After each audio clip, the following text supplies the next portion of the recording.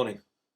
Today I want to talk about racism, a topic that's in the news so much in these last couple of weeks.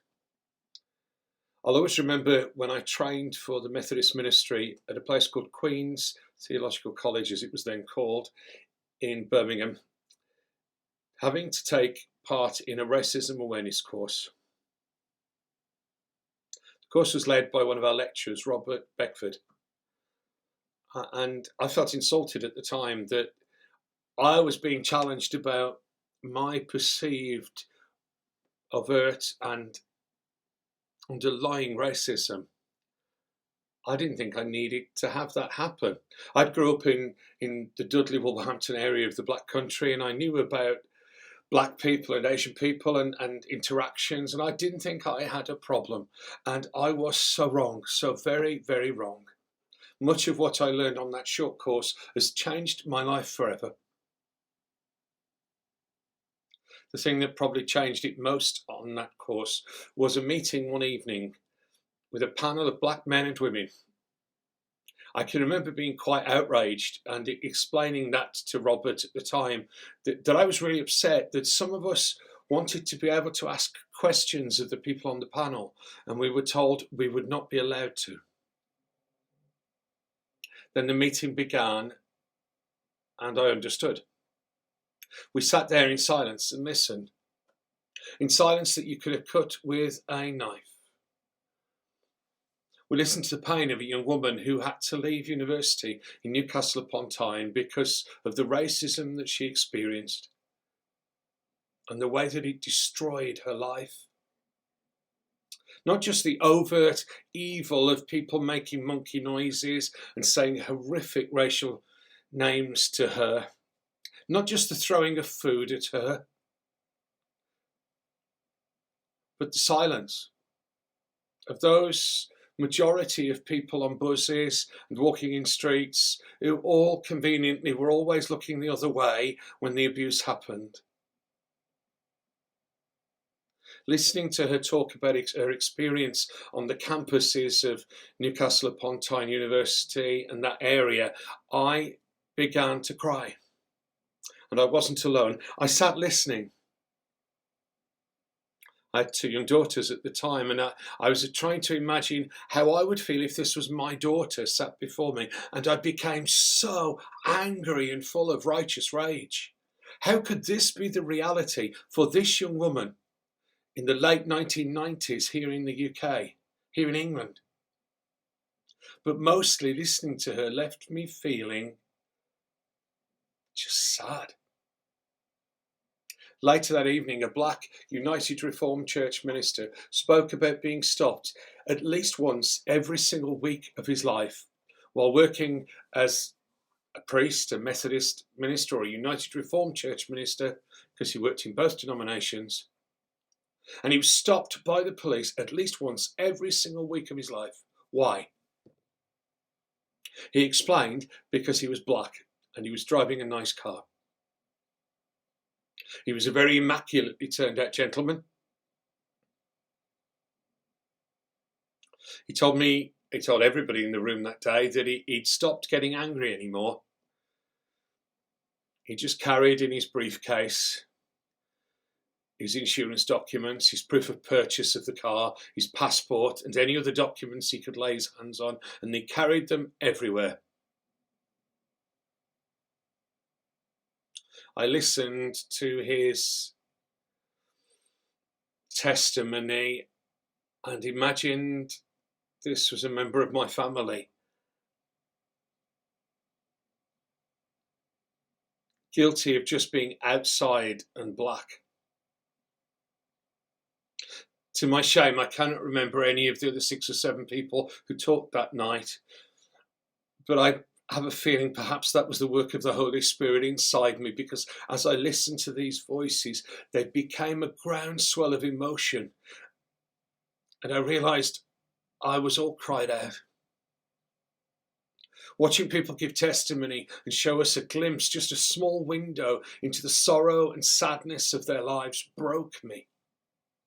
And my inability to see what had always been there but I'd never noticed before was gone forever.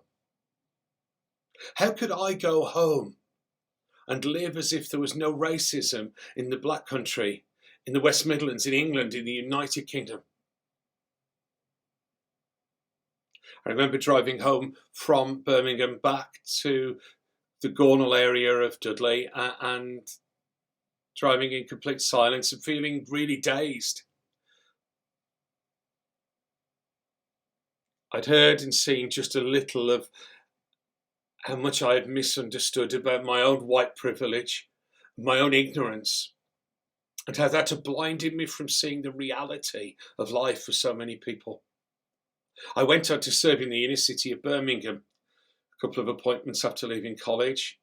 I served in 2 inner city communities in Nechalls and Aston, and I learned more about the daily racism that affected those communities, of signs even in the 70s saying no blacks, no dogs, no Irish, in pubs, in apartments, in houses that were renting rooms, in shops. I learnt of the incredible bravery of these women and men who stayed behind and built a life and enriched our land beyond our dreams. And yet it didn't end there, because while I was in Nechalls, it was obvious that so many of the young men and the young women were on a tipping point of becoming what their accusers said they were because of lack of opportunity. In that same appointment, I was in a very middle class, upper class area. The appointment was always kind of split into little wedges.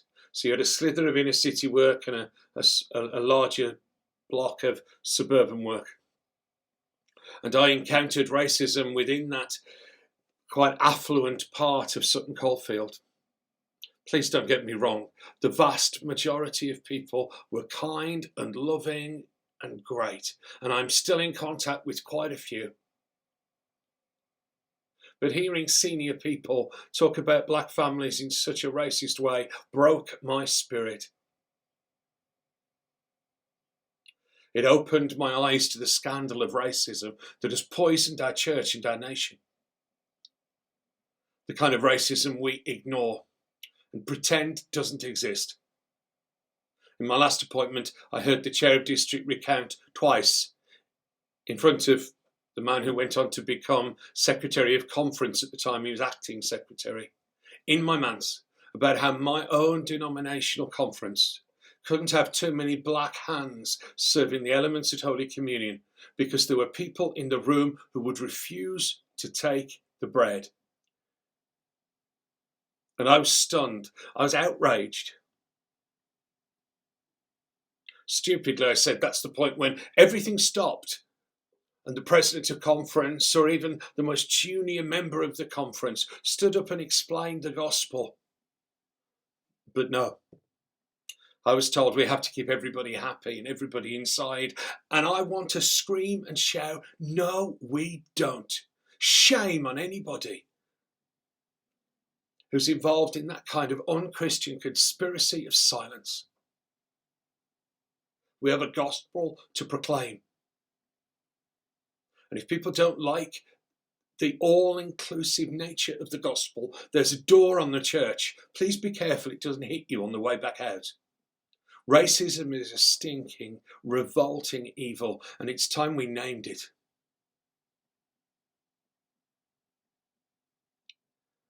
I'm beyond grateful for all that Robert Beckford taught me and the journey of transformation that began through him.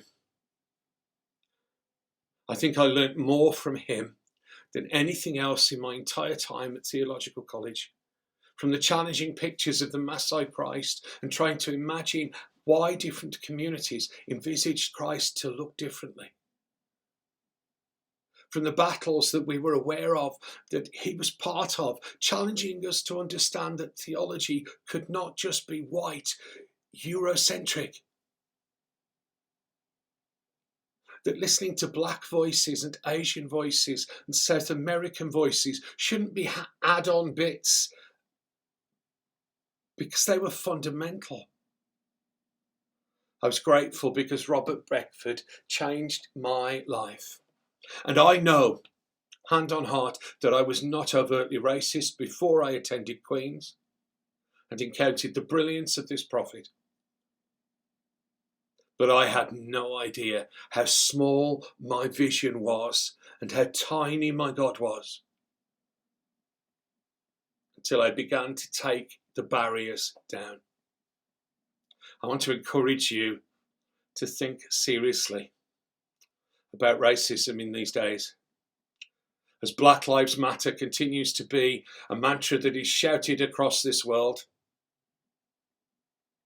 Over the weekend, I watched for the first time ever, bit of a confession now, I'm afraid, the Disney movie Moana. My daughters have been on to me to watch it for years, and I must confess, I never have. It seemed to me when I watched it, I think it was Saturday, to be a story about discovering more about who you are and growing as you do to be bigger and better and more understanding of the world. Wouldn't it be wonderful if that kind of listening happened again in every church around our circuit and our connection, in every community? If instead of telling Black people how to respond, we listened. If we heard. If our society and our often racist church stopped and listened to the still small whisper of the Holy Spirit calling us to be bigger and better than this. Racism isn't the cross burning of the KKK or the grunting vicious white supremacists. It's the real, silent and much more terrifying systemic racism that exists within a nation where statues to slave trainers are honoured, where Black people are still treated as different. You're not racist to not know, but my friend, you are if you notice and then say, so what? Me, I'm grateful that my life has been enriched by real prophets of God, like the saints of God, two of whom I want to name and honour now, Robert Beckford and my friend Anthony Reddy. Two powerful, intelligent, articulate Black men who have changed my heart and those of many people within the churches in these aisles. That's why I support Black Lives Matter. It's not enough to say all lives matter. Because clearly at this time, in this moment in history, Black lives don't matter as much as those of other people.